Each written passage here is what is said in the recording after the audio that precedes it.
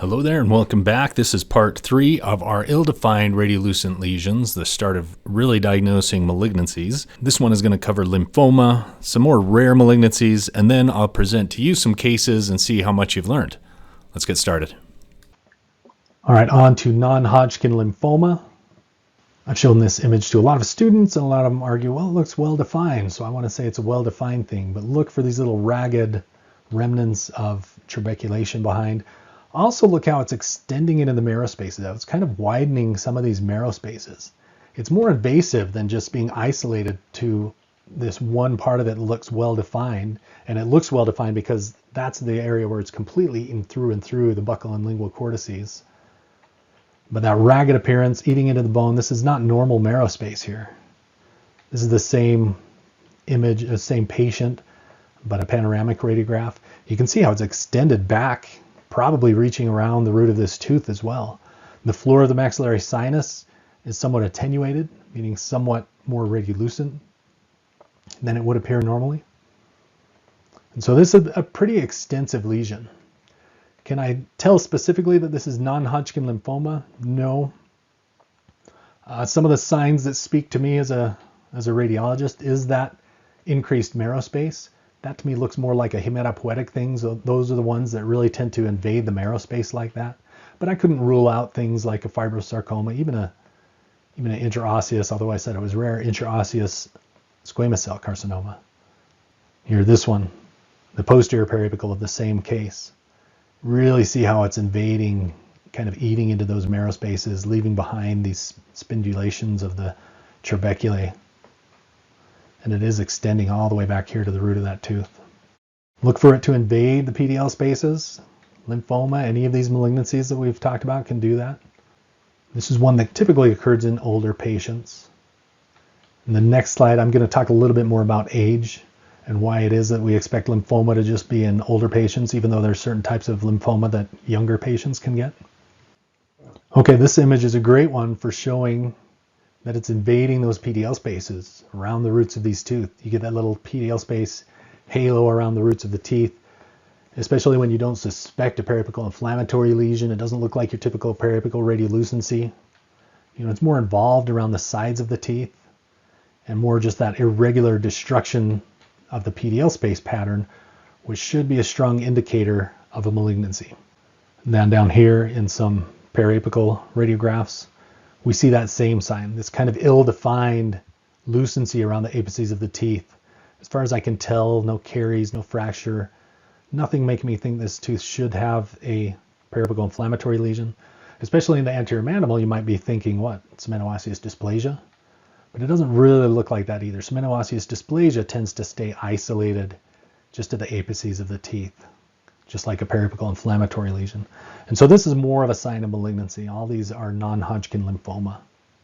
This is one of the 3 L's that I'll mention in the Principles of Interpretation lectures, one of the 3 L's that can tend to displace teeth occlusally. And so displacing structures, typically you're going to think of that as more of a benign sign, something that, especially if it displaces canals, maintains the cortical border around it, pushes teeth around. Most often you think something more benign, but this last point here, this last bullet, is the exception to that rule. If something is displacing a tooth occlusally, that means it's developing at the apices of the teeth. And really it's only malignancies that tend to do that. And specifically these 3 L malignancies, lymphoma like we're talking about right now, leukemia, typically in younger patients developing teeth, and Langerhans cell histiocytosis that really tends to develop around the roots of the teeth. Okay, here's the slide where I talk about lymphoma, age distribution, why it is that we only see, radiographically, we only expect to see lymphoma effects in older patients. So let's start with Hodgkin lymphoma. It's kind of bimodal in distribution, can really affect any age. You see even down to the age of 10, in the teens, early 20s, it's pretty high. But Hodgkin lymphoma is more of just a lymph node disease, more of a soft tissue disease. It doesn't tend to spread to other tissues. Rarely is it ever going to spread into bone. And so you're not really going to see Hodgkin lymphoma as a sign in oral radiology. On the other hand, non-Hodgkin lymphoma, 2 to 8 times more common, And it does metastasize into the bone, and it will metastasize into the jaws. It can metastasize around the teeth, as we just showed on the previous slides. And non-Hodgkin lymphoma, look at the age distribution. Going to be really rare, even in the teens, but especially under 10. And so lymphoma, I'm typically thinking more of an older age patient population. And that tends to be what you see. Oh, here's an exception to that. Although this is pretty rare, especially in America. Burkitt's lymphoma used to be considered endemic to Africa. And this is a very, very aggressive, very rapidly spreading, or rapidly expanding malignancy. In fact, this is probably the most rapidly expanding lesion someone can get. And so if a lesion doubles in less than 24 hours, probably going to be Burkitt's lymphoma. All right, we said lymphoma can tend to develop around the roots of teeth, and that's what we see here. It looks somewhat well defined. But if you see this, the patient's probably aware because it's pushing the teeth around. It's expanding that rapidly, in less than 24 hours. So very different than even your typical infection, any other type of lesion. But gratefully, this is somewhat rare. Might want to differentiate from other types of sarcoma. Ewing sarcoma can be fairly expansile. Osteosarcoma can be pretty expansile. Cherubism, that's pretty different to me, cherubism. I think I've talked about that. If not, I will talk about it in multifocal lecture. Non-Hodgkin, older age group, as we just mentioned. Leukemia, this is another one of the L's that tends to push teeth outside of the socket or push teeth occlusally, as we see in this panoramic radiograph here. Should this tooth be erupting already? Clinically, this should raise some serious red flags. You've got a second molar. This is the primary second molar. They just don't have a premolar developing underneath it. And so this is the first molar. This patient's only about 6 years old as this first molar is just starting to erupt. And the second molar, which is just starting to calcify, the crown, the cusp tips are just starting to calcify, and it looks like it's erupting. And so you've got this well-defined lesion. Would you expect a periapical inflammatory lesion here on this tooth? Hopefully you recognize that and say, no, this shouldn't be even exposed to the oral environment. Way too early to get caries in this teeth. Something is causing this to erupt. Clinically, you might look at this. It might be mobile, and as you press on it, you might see blood coming out from around the sulcus. Very bad sign that this could be a leukemia. All right, this one, like Hodgkin lymphoma, is bimodal distribution, can affect the very young or the old. As with many of these, especially the hematopoietic malignancies, can make the patient feel very unwell, cause bone pain. All right, these ones are not developing around the roots of developing teeth. So the patient's a little bit older, but you see it's still around that level, and it loves to invade PDL spaces. Do you suspect an inflammatory lesion just looking at that? Maybe if your eyes are just isolated on that one spot and you don't look at the rest of the image, but something's going on around here. Something is widening here. I said this was maybe a sign of, that's a strong sign of a hematopoietic malignancy. And so lymphoma or leukemia is another one. Another sign of it spreading along the PDL space in that tooth, that kind of ill-defined halo around the root of the tooth that isn't a standard periapical lesion. Nothing going on in the crown of the tooth. A lot of signs point towards something more rare, something more severe going on in this case. All right, leukemia, it is a serious disease, affecting these young kids. They'll probably feel very sick. Usually it's diagnosed before radiologic signs, but you may see a case like that previous panoramic where it develops in the apices of teeth. How would you differentiate from lymphoma based on what I just told you? Lymphoma, you're not going to see in kids, so leukemia is going to be a lot more common in kids. Other types of metabolic disorders. So another lecture I have is going to talk about metabolic and endocrine disorders, things that are more generalized, and they tend to cause a generalized appearance, change of bone. And so leukemia is a little bit more isolated, but I guess those could appear similar. And these ones are pretty rare, so I guess you just be familiar with them. There are malignant varieties of ameloblastoma. So malignant ameloblastoma and ameloblastomic carcinoma. The difference between those is histology. Histology, the malignant ameloblastoma actually appears benign, but it metastasizes Whereas ameloblastoma carcinoma, it's got carcinoma in its name. Everything about that is malignant. And so histologically it appears malignant as well as it metastasizes. So both these are accepted as malignancies because of that. That's the main distinguisher between if something is malignant or not, whether or not it metastasizes. And clinically they may appear similar to ameloblastoma. You see it does kind of have that soap bubble shape, somewhat well-defined smooth borders, but at the same time it looks a little bit more destructive. And so start thinking of one of these if you see something that looks like ameloblastoma, but maybe it's starting to have a few signs of malignancy where it has ragged borders, it's destructive, leaving these teeth floating in air. Could it just be an infected ameloblastoma? Yeah, anything benign can get infected and have somewhat ragged or ill-defined borders. But basically all the borders look like this, and it looks a little more aggressive, I would say, as far as destroying the bone compared to your typical ameloblastoma. And this is another one I would have on the differential when you suspect a malignant ameloblastoma. And that's central mucoepidermoid carcinoma, because that can appear very soap bubble. It can appear a lot like an ameloblastoma. It can really stimulate the appearance of one of these benign lesions. See how it looks soap bubble? Even has these well-defined corticated borders, especially this one right here, this coronal slice, expanding underneath the nasal cavity into the maxillary sinus, very well-defined corticated borders. Everything about that shouts ameloblastoma. Luckily, this one is rare as well. This is what I refer to as the keep you humble lesion. Basically just saying you never really know.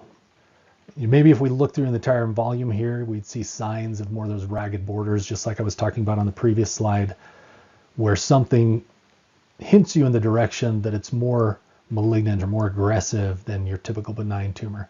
But just based on this, everything about these looks more like something benign.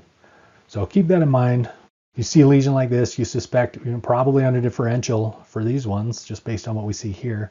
It's going to be your ameloblastoma, your OKC, and you might not be thinking malignancy. And then that's why biopsy is always important. Biopsy could come back and point out it's one of these rare malignancies that's simulating a benign thing. So see the well-defined corticated borders. But again, this is pretty rare, so I don't always have this high on my radar unless I look at something and the first impression is ameloblastoma, and I look closer at the borders and I see them somewhat ragged, and I might be concerned. I'm thinking one of those malignant varieties of ameloblastoma, or I'm thinking maybe central mucoepidermoid carcinoma. All right, for the next few minutes, if you're interested, I'm going to go through a few cases. I'll give you a second to look at them. Maybe pause the video on the slides when you see them and see if you can come up with a diagnosis, and then I'll discuss them briefly. So take a look at this one, pause the slide.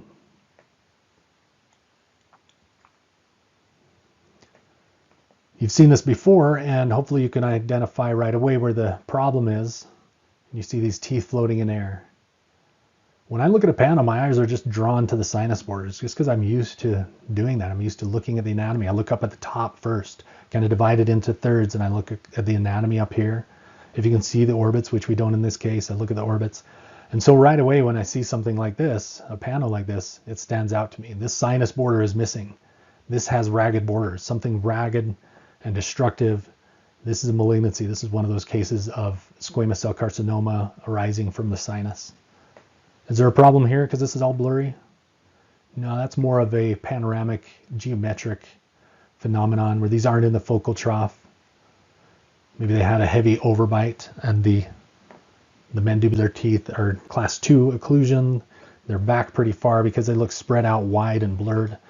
And so that's more a matter of geometry than it is some lesion here. That's where the real problem is. All right, which one was this one? We just showed this a couple slides ago, so hopefully you remember. It looks very soap bubble, very well defined. But hey, this is not the well-defined multilocular lecture. This is the malignancy lecture. So although everything about this looks like ameloblastoma, this was your central mucoepidermoid carcinoma. So the one of the few malignancies that really mimic a benign lesion radiographically. So always have that on your radar. All right, how about this one? You see the borders destroyed, the sinus borders. It's nice and strong here, well defined. It starts to get a bit attenuated, very sparse here. And the bone as well. This is not normal bone. Here it looks well defined, but it's not a smooth border, it's ragged. And if you look at this bone here, it is extending all the way back here. So I can't look at this and immediately say exactly what type of lesion it is. This could be a squamous cell carcinoma from the sinus, but this is a lymphoma.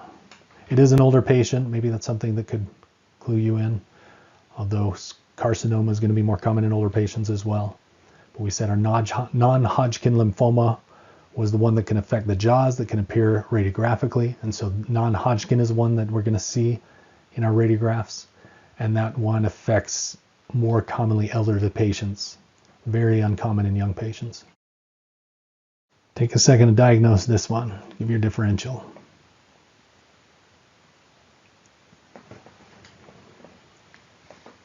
Is this a malignancy? We see kind of the same pattern all over the mouth. Teeth floating in air. Is that a sign of malignancy? Well, look at the borders. It does have nice smooth borders. A little bit sclerotic here. This one, same thing. We have these molars floating in air, but it has nice smooth borders.